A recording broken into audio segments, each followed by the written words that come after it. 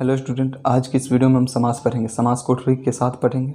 सबसे पहले समास कहते किसको है, तो कहते हैं दो या दो से अधिक शब्दों को आपस में मिलना समास कहलाता है। दो या दो से अधिक शब्दों को आपस में मिलना समास कहलाता है।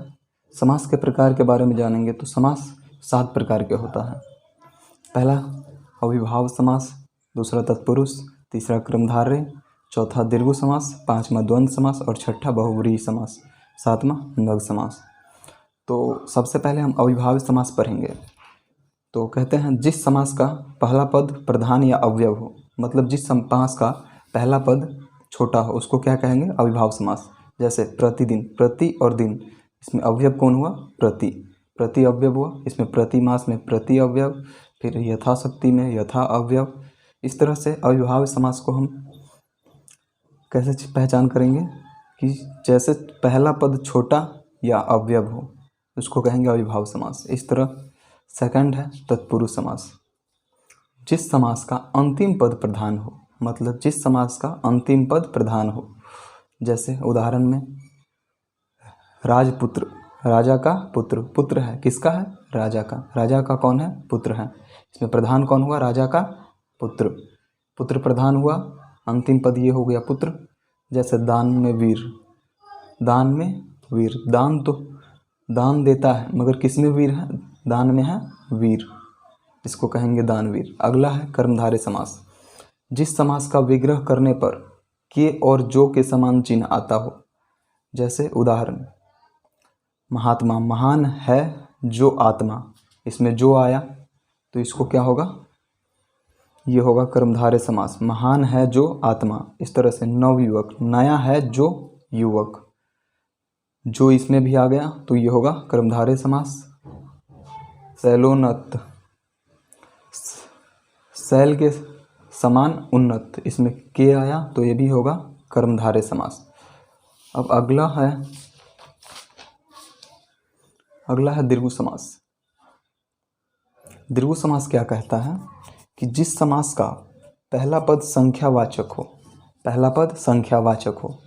जैसे उदाहरण में होगा त्रिभुवन, तीन भवन, त्रिभुवन को जो विग्रह करने पर आएगा तीन भवन। चौराहा, चार राहों का समूह, चौराहा मतलब चार राहों का समूह, ये भी होगा दीर्घ समास। त्रिकोण, तीन कोण, ये भी दीर्घ समास।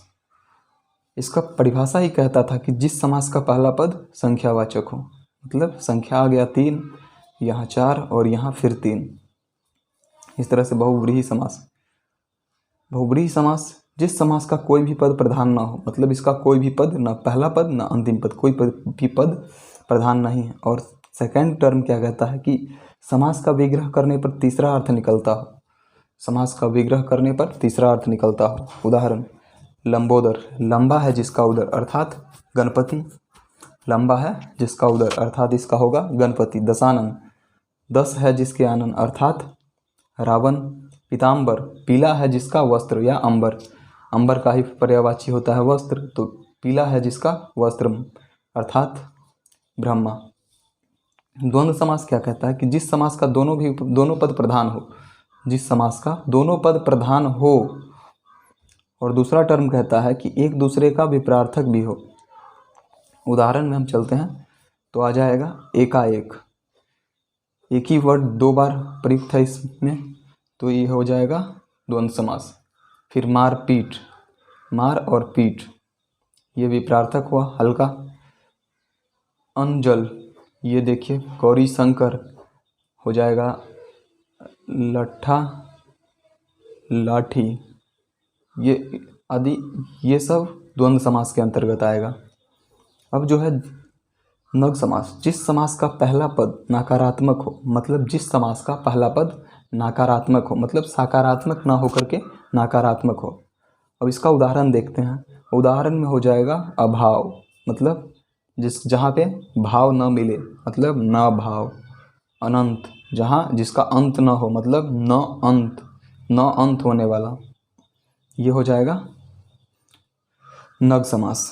अगला है अनिष्ट, जिसका इष्ट न हो, मतलब न इष्ट, ये भी हो जाएगा नग समास।